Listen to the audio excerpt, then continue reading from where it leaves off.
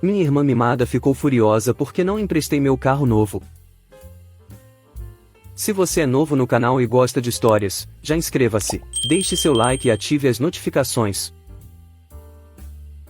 Olá pessoas do Reddit, sou a Juliana, tenho 26 anos, sou casada com o Marcos há 4 anos e estou passando por uma situação que eu sinceramente não achei que precisaria lidar depois de adulta, mas aqui estou eu, tentando entender até onde vai o senso de merecimento da minha irmã mais nova. Contextualizando um pouco, nasci numa comunidade bem simples, meus pais são aposentados e sempre fizemos o possível para ter o básico. Desde muito nova, já sentia que havia um desequilíbrio dentro da nossa casa. Quando a Márcia nasceu, minha mãe já achava que não poderia mais ter filhos, e talvez por isso, ela tenha se tornado uma espécie de milagre pessoal para os meus pais. Tudo girava em torno dela. Ela era delicada, a protegida, a especial. Eu, por outro lado, me sentia como a filha responsável por si mesma.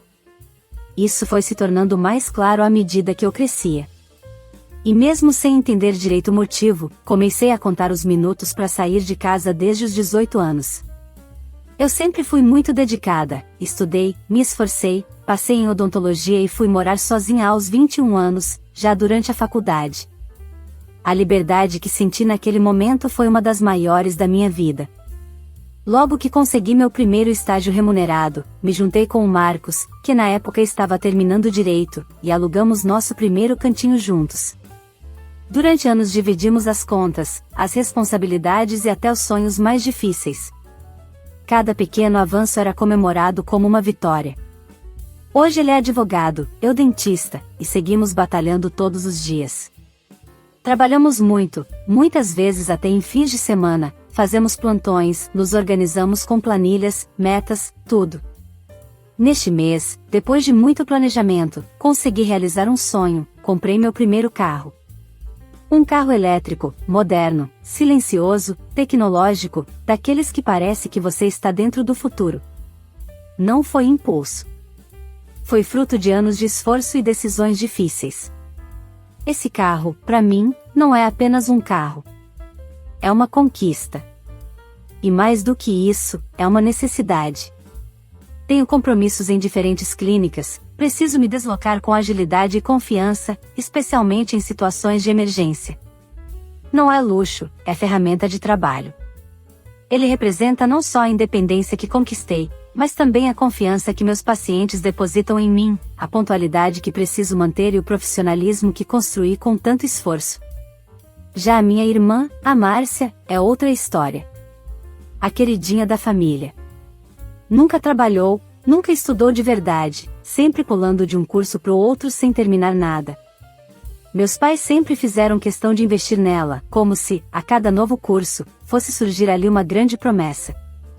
Já pagaram por curso técnico de enfermagem, faculdade de estética, até curso caro de gastronomia, todos largados no meio, por desinteresse, cansaço ou porque simplesmente não era o que ela esperava.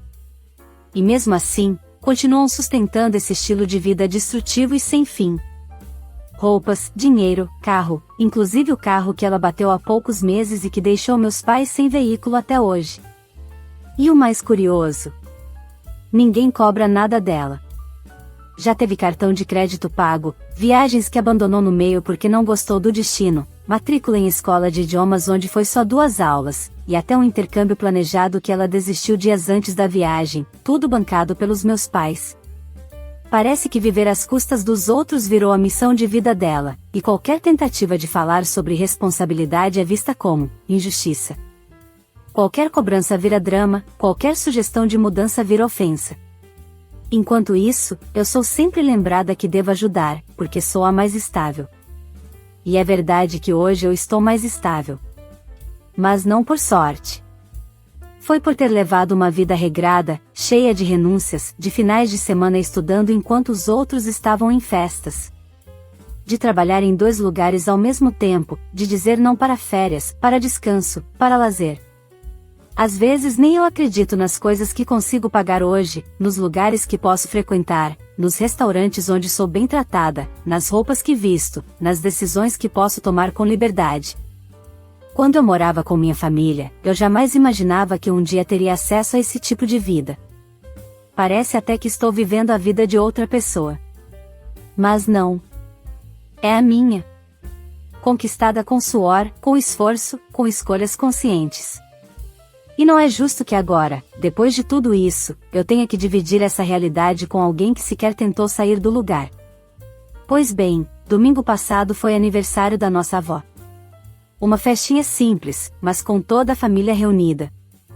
Aquela típica comemoração no quintal, com churrasquinho, refrigerante, tias que falam alto e crianças correndo. Desde pequena, minha avó sempre foi a única pessoa da família que demonstrava interesse genuíno nos meus estudos. Ela adorava saber que eu estava estudando, que estava me formando, sempre dizia que eu iria longe. Mesmo com todas as dificuldades, ela sempre me incentivava com palavras doces e aquele olhar cheio de orgulho que eu não via nos meus próprios pais. Em dado momento, sentei com ela no canto da varanda, e começamos a conversar sobre a vida. Falei do consultório, das clínicas, da rotina cansativa, mas também das pequenas vitórias. Ela sorriu, segurou minha mão com carinho e disse que sabia que tudo o que eu tinha era merecido. Naquele momento, compartilhei com ela uma notícia que estava me deixando especialmente feliz. Contei, animada, que finalmente tinha comprado meu carro. Foi o suficiente para Márcia sair do canto onde estava comendo coxinha e vir sorrindo, dizendo: "Ai, então me empresta, quero dar uma volta." Na hora eu ri, achando que fosse brincadeira. Respondi claro que não, né, ainda tentando manter o tom leve, mas ela não estava brincando. Disse que era só uma voltinha, que meus pais estavam sem carro por culpa dela mesma, e que seria útil para ela resolver umas coisas que nem soube explicar direito. Começou a dar voltas, disse que precisava buscar uma encomenda, depois que ia resolver um negócio com uma amiga, e até comentou algo sobre visitar uma prima que estava doente, tudo sem qualquer lógica ou urgência. Parecia simplesmente que queria aproveitar a novidade para desfilar com o carro por aí, para aparecer, sem qualquer responsabilidade. Ela insistiu, fez carinha de ofendida, cruzou os braços como quem está acostumada a conseguir tudo na base da chantagem emocional, e soltou em voz alta: "Você tá sendo cruel comigo", disse isso de propósito, para todo mundo ouvir. Já começou a chamar a atenção das tias, fazendo aquele teatrinho que ela domina bem. Era como se eu tivesse feito algo monstruoso só por proteger algo que lutei tanto para conquistar. O clássico papel de vítima, que ela sempre assume quando não consegue o que quer. Eu recusei, obviamente. Expliquei que aquele carro era meu investimento, meu meio de transporte de trabalho, e que nem o Marcos dirige ele ainda porque sou eu quem cuido. E porque, sinceramente, ela não tem responsabilidade nenhuma. E não é só por ter batido o carro. É o padrão de comportamento dela. Sempre agindo como se o mundo tivesse que girar em torno das vontades dela. Foi aí que começou o verdadeiro show. Minha mãe, que estava perto e ouviu tudo, entrou no meio dizendo: "Ah, Juliana, para de ser egoísta, é só emprestar um carro, ela é sua irmã." E assim, do nada, eu virei a vilã da história. Uma reunião de família virou um tribunal improvisado, onde olhares e cochichos se voltaram para mim como se eu tivesse feito algo cruel. De repente, parecia que era meu dever moral entregar a chave de um carro novo, caro, recém-adquirido com muito esforço, ainda sem seguro completo ativado, nas mãos de alguém que destruiu o último carro que dirigiu, e nem sequer assumiu a responsabilidade por isso. Tudo isso, apenas porque somos irmãs. Como se o simples vínculo sanguíneo anulasse qualquer noção de bom senso, de cuidado ou de merecimento.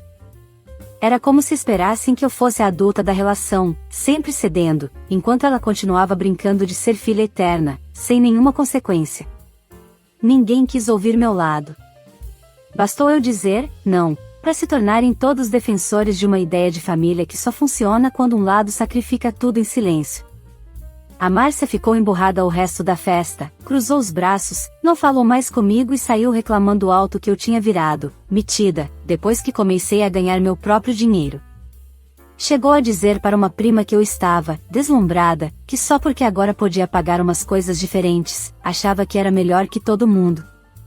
Minha mãe ficou me olhando com aquele olhar decepcionado que ela sempre usou quando não consegue o que quer através da chantagem emocional, um olhar silencioso, mas que pesa mais do que qualquer palavra.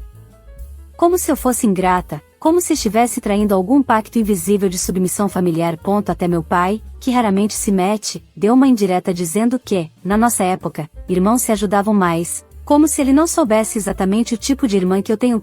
Foi um combo de julgamentos silenciosos e palavras envenenadas que tentavam me fazer sentir errada por algo que qualquer pessoa minimamente sensata entenderia como um limite necessário. Saí de lá de cabeça quente.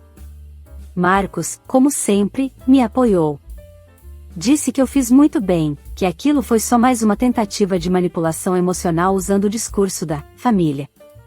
E é verdade. Parece que, para eles, a palavra família é sinônimo de ter que engolir tudo calada. Mas confesso que dói um pouco. Porque eu realmente batalhei muito para chegar onde estou. E em vez de orgulho, recebo julgamento. Como se o simples fato de eu ter conseguido algo automaticamente me obrigasse a dividir com quem nem tentou. Como se eu devesse satisfação sobre as minhas escolhas e conquistas.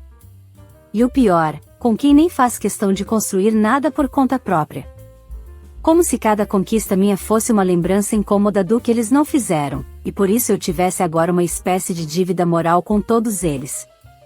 Para piorar, 2 dias depois da festa, minha mãe me ligou dizendo que estava com algumas dívidas acumuladas e perguntou se eu podia ajudar com algum valor qualquer. E eu sabia exatamente o que aquilo significava. Era mais uma cobrança disfarçada, mais uma tentativa de me fazer sentir responsável por manter o castelo de areia que eles mesmos construíram e que agora desmorona. Parece que cada vez que eu conquisto algo, surge automaticamente uma expectativa de que eu dívida, doe, pague, resolva. Como se minha estabilidade fosse um cofre que eles podem abrir sempre que a vida desorganizada deles cobrar a conta. Na hora, minha vontade era dizer que, se está tão apertado assim, que a Márcia comece a trabalhar. Que faça alguma coisa útil da vida, que enfrente a realidade. Mas preferi respirar fundo, conter tudo e simplesmente dizer que não tinha como ajudar no momento. Desliguei o telefone com o coração pesado, mas a mente tranquila. Porque se tem uma coisa que aprendi nos últimos anos é que quem nunca teve limite sempre vai tentar te fazer sentir culpada por colocar um. A verdade é que, hoje, eu vejo quanto certas dinâmicas familiares precisam ser revistas. Amar não é aceitar tudo. Respeitar não é ceder a tudo. E ajudar alguém não significa entregar nas mãos dessa pessoa aquilo que você levou anos para conquistar, só porque ela se recusa a crescer. Comentário do curador. O que mais impressiona nessa história não é apenas a audácia da irmã da Op em pedir um carro recém-comprado, mas a naturalidade com que a família espera que a Op ceda, como se fosse obrigação. Como se a conquista dela não fosse motivo de orgulho, mas de cobrança. Existe uma cultura silenciosa em muitas famílias em que o filho que se dá bem vira o responsável por todos os outros. Como se o sucesso de um só fosse válido se todos os demais puderem se beneficiar dele, mesmo sem esforço. A palavra egoísmo é usada como faca afiada para deslegitimar qualquer tentativa de impor limites. Mas o que é mais egoísta, negar um pedido injusto, ou exigir dos outros aquilo que não temos coragem de buscar por nós mesmos? Parabéns a Juliana por reconhecer isso. Por dizer não, sem precisar justificar demais. Porque isso também é maturidade. Dizer não para os outros, às vezes, é dizer sim para sua própria paz, para o seu merecimento, e para tudo que você construiu com tanto esforço enquanto os outros apenas assistiam. Obrigado por assistir até aqui. Para mais histórias como esta, curta este vídeo, inscreva-se no meu canal e compartilhe nas redes sociais.